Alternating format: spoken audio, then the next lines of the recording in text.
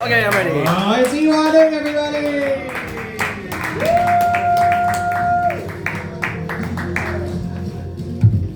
Hey, what's up, you guys? Yeah, Koreans, we have a Thanksgiving also. It's called Chuseok, right? But it's a little bit different, we have a big meal just like everyone else, but we'll eat it with like our dead relatives, right? We'll get our pictures of our dead relatives and we'll like set a place for them. Like for us, it's my two grandparents and my aunt that passed away. And then we'll like make a place for them, right? Like food and stuff. And then throughout the meal, we'll like take a bite of food and we'll like kind of like take it from the thing, like as if they're really eating it. And even with liquor too, we'll like pour like a shot of like soju, and then we'll like swirl it over this incense, because there's incense burning.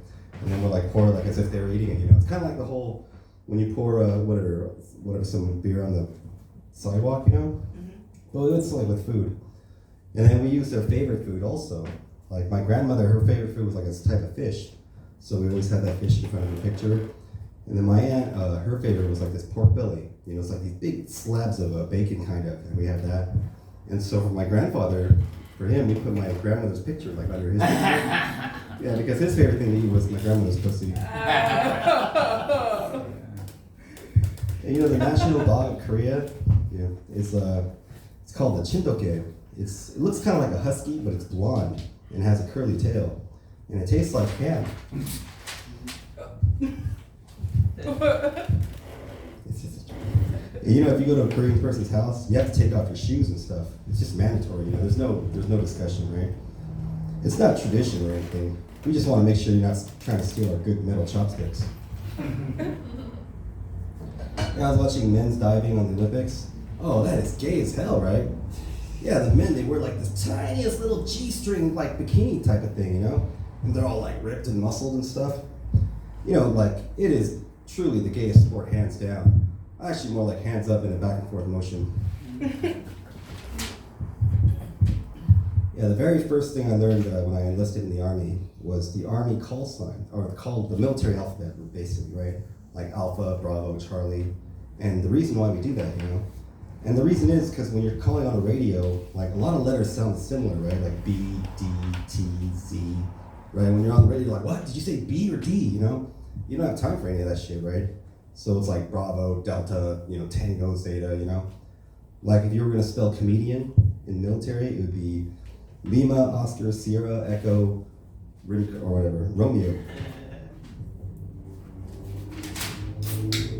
Yeah, in Korean, the word like Hanguk means Korea, Jungkook means China, and Migook means America. So there's the old joke like, why is the racial slur for Koreans gooks?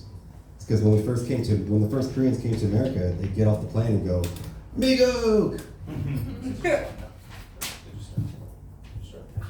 Yeah, my brother's married to a Korean lady, She calls him oppa, which in Korean means older brother. It's kind of weird, right? It's like, what the fuck? It's gross, Me, my ex-wife, she would always call me stepdad. You know what you call a person who's mixed black and Asian? It's a Blasian, right?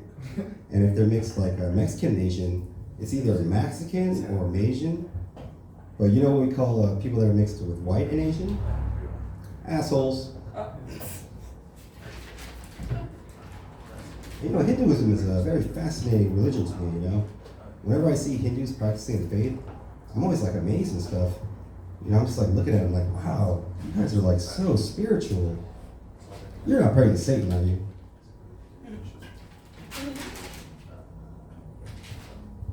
Yeah, I was born in LA, and I grew up in Temple City, which is right near Pasadena. So, most of my classmates were white and stuff. So, none of the white girls thought that I was like good looking or anything, right? Because I'm Asian, I'm weird looking, right? And so that's how I kind of always thought of myself until I was 15, and then I went to South Korea. Yeah, not only was my mind blown, but so was my dick. Yeah, I don't know what like white women around here, maybe they classify me as like rating me as like a 4 or a 5. But in Korea, I was like a 9.9, Yeah, I was like the tallest dude in the whole fucking country and shit. And I had an American accent, And so for a Korean girl who was born and raised in Korea to all of a sudden see a Korean dude walking around with an American accent, it was like fire crotch, Maybe I guess like a dude walking around with an English accent here, And so like I was only 15, but I had grown women just like throwing their pussies at me and shit. I was like, oh, excuse me, miss, you dropped this. But like, yeah, hell yeah, I'm gonna go back one day. My plan is to get real famous and go back and spend the rest of my days knee deep in a rice paddy full of pussy. Amazing, come on over, I'm out here, thank you.